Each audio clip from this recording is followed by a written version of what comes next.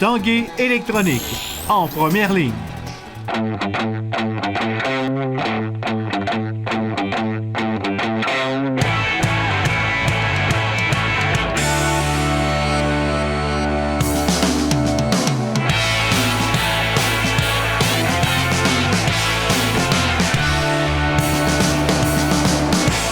À tous, bon début de semaine. Bienvenue à l'Esprit sportif. Dans l'émission aujourd'hui, on parlera de tennis. Une belle rencontre avec le jeune Félix Auger-Aliassime. On a fait le bilan de sa saison 2016. Mais d'abord, parlons du tournoi international de hockey Pee-Wee qui tenait sa conférence de presse annuelle aujourd'hui en vue du tournoi qui s'en vient dans quelques semaines ici au Centre Vidéotron. Au rendez-vous cette année, 120 équipes de 17 pays.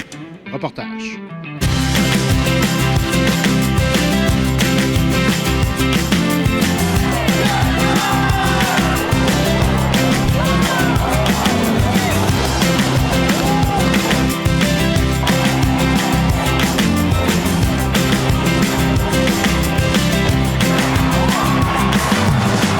Patrick Dom, bienvenue à l'Esprit sportif. Merci.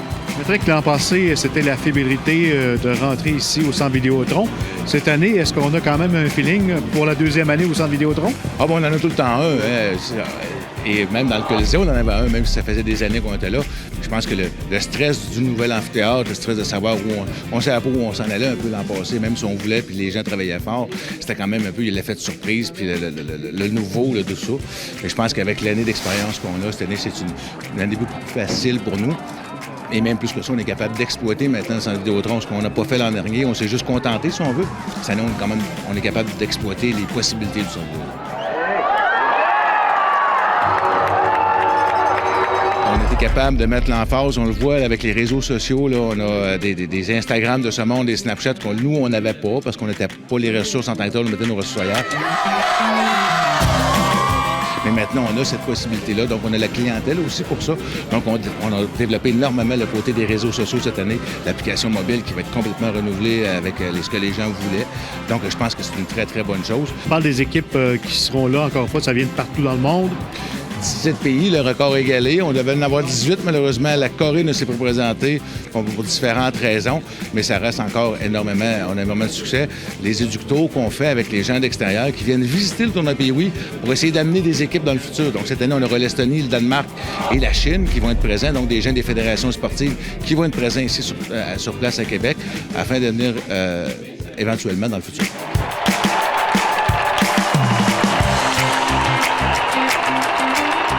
Encore une longue liste d'anciens joueurs de la Ligue nationale qui vont être présents comme coach ou leur fils ça là. Alors, c'est encore très... Ça, c'est important aussi.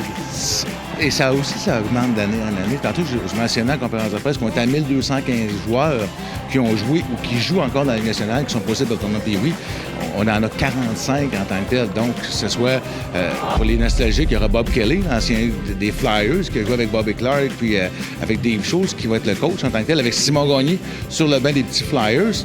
Donc, de voir encore cet engouement-là, Kovalev qui va être ici, Niedermayer qui va être ici. Donc, 45, c'est énorme en tant que tel. Et ça, non plus, ça se dément pas. Ça va avec le nombre d'équipes refusées, le nombre d'équipes acceptées. Ça va avec la popularité du tournoi Pee-Wee. Pas oublier que le tournoi, c'est toujours un tournoi familial et vous y tenez. Mais je pense que c'est ce qui fait le succès du tournoi Pee-Wee. 2 adultes, 2 enfants pour moins de 20 $ pour passer la journée au tournoi Pee-Wee. On ne se le cache pas, le spectacle, mais en fond, c'est pas une route. Ils font, c'est les gens qui sont sur la patinoire. Le spectacle, il diminue jamais, il est tout le temps là. Donc, je pense qu'avec l'animation aussi qu'on crée autour, dans le centre Vidéotron, année après année, on s'améliore là-dessus aussi. Et je pense que pour en bas de 20 $, c'est un moche chez nous. On veut le garder en bas de 20 $, puis on va le garder le plus longtemps possible. Ça, c'est clair.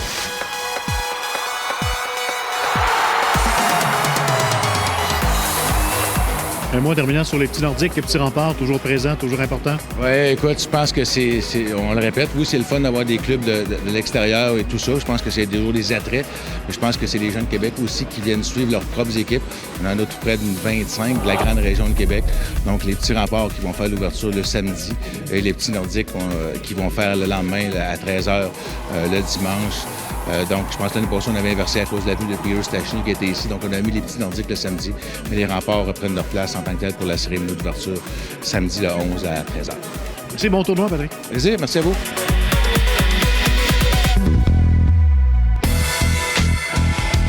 Les Remparts ont finalement quitté l'Abitibi en inscrivant une victoire de 4-1 face aux Foreurs de Val-d'Or dimanche, évitant ainsi le coup de balai dans ce voyage de 4 matchs en 5 jours. Igor Larionov a enfilé un but et préparé celui du nouveau venu, Sean Bailey, son premier avec les Diables Rouges. Cette victoire permet à la formation de Philippe Boucher de freiner leur série de revers à 5. Outre Larionov et Billy, Olivier Mathieu avec son premier en carrière dans la ALHJMQ et Olivier Garneau dans un filet désert ont inscrit les autres buts des Remparts qui disputeront leur prochain match jeudi soir au Centre Vidéotron face à l'Armada de Blainville-Boisbriand. Le fondeur Alex Harvey a réalisé son meilleur résultat au classement général du Tour de ski dimanche à Val di Fiemme en Italie.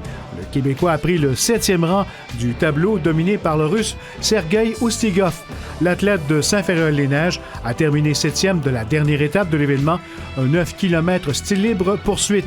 Pour le Québécois, c'est un résultat très positif, lui qui a réussi son premier podium de la saison lors de ce tour de ski, en plus d'un top 5 et d'une 6e place en sprint. L'an passé, Alex Harvey avait fini 14e à cet événement, alors que pour les 3 éditions précédentes du Tour, il n'avait pas été en mesure de terminer la compétition. Après la pause, on parle tennis avec Félix Auger-Aliassime.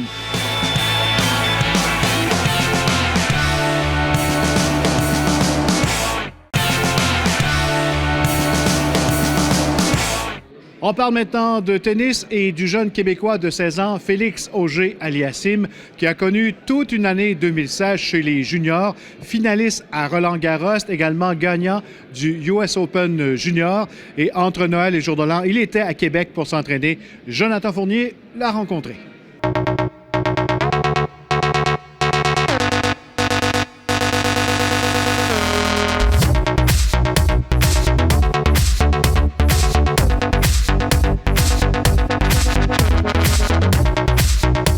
Félix Auger-Aliassime, quel serait le bilan de ta saison 2016? J'ai d'une façon dépassé les objectifs que je m'étais fixés en début d'année. C'est sûr que de gagner un premier titre professionnel, c'était un de mes objectifs. D'atteindre une demi-finale, peut-être d'un grand chelem, mais là, je pense que j'ai dépassé grandement mes objectifs cette année.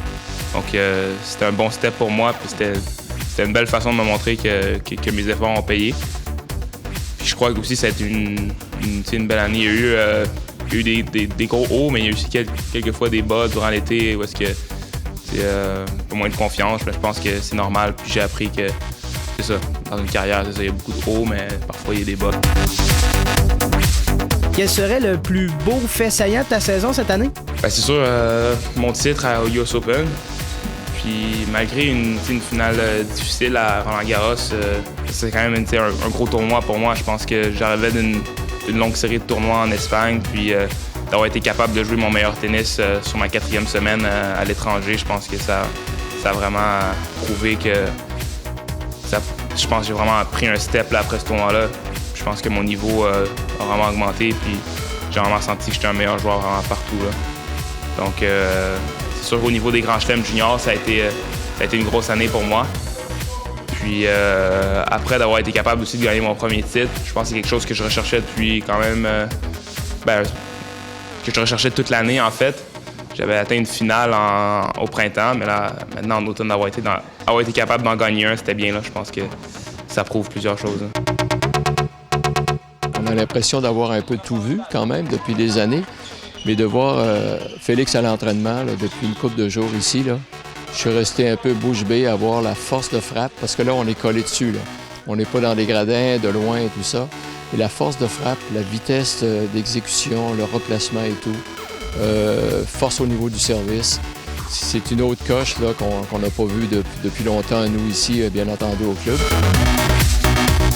Avec tes bonnes performances, il y a beaucoup de jeunes joueurs qui te prennent comme modèle. Tu te sens à l'aise dans ce rôle-là? Il n'y a pas si longtemps, moi, j'étais un peu à leur niveau. Il n'y a pas si longtemps, j'étais ici à l'académie. Donc, de voir, d'être capable d'inspirer des jeunes plus jeunes que moi, je pense que c'est vraiment bien. Je pense que j'essaie de donner la meilleure image possible. Puis, je pense que si j'arrive à inspirer, puis à inspirer les jeunes à rêver, puis à croire que c'est possible d'y arriver, je pense que c'est vraiment une bonne chose. Puis c'est vraiment ça serait un but pour moi, là, de l'inspirer. Ouais. Ne serait-ce que ce que j'ai vu là, depuis 2-3 jours versus, je l'ai vu jouer quand même il y a un an. J'avais vu je pense qu'il avait fait la finale à Repentigny, mais c'est complètement différent. C'est à tout point de vue. D'abord, il a grandi beaucoup, donc son service en bénéficie. Et puis sa force de frappe, je pense qu'il a fait beaucoup de gym, alors sa musculature et tout ça rajoute à tous les progrès qu'il a pu faire partout, physiquement. Alors psychologiquement, on continue à dire que c'est un petit bonhomme qui a beaucoup de bonnes façons de travailler. C'est un petit gars qui n'est pas la tête enflée, qui pense pas justement, bon, je suis rendu bon et tout. Alors ça, ce côté-là est très important. C'est pour ça qu'il se tient un petit peu loin des fois des médias, et avec raison. Mais je pense que tout le côté important pour développer un joueur de tennis technique, tactique, physique et psychologique, là, sont au rendez-vous. Est-ce qu'on te verra à la Coupe Rogers en 2017? Oui, éventuellement, ce serait quelque chose d'intéressant là, cette année. On est toujours ouvert aux invitations. On avait déjà eu quelques-unes l'année dernière, mais on est toujours prêt à aller jouer, c'est ça. Un peu aussi de voir le niveau ATP, ça serait bien aussi. Je crois qu'il y a des gens, on est un peu assuré que j'ai la chance de jouer à la Coupe Rogers. Après ça, d'avoir la chance de jouer d'autres tournois ATP, ce serait intéressant, mais c'est pas le plus gros objectif en ce moment. Qu'est-ce qu'il y a dans le calendrier pour toi dans les prochaines semaines? À court terme, comme là, je commence l'année en jouant des futures. En fait, c'est les plus petits niveaux de tournois professionnels, 15 000. Donc, je vais commencer l'année avec une longue série de tournois. Je pense que le fait de jouer beaucoup de tournois, ça va bien partir mon année. Ça va me donner un rythme pour bien partir l'année. Puis après ça, plus l'année va avancer, on va voir...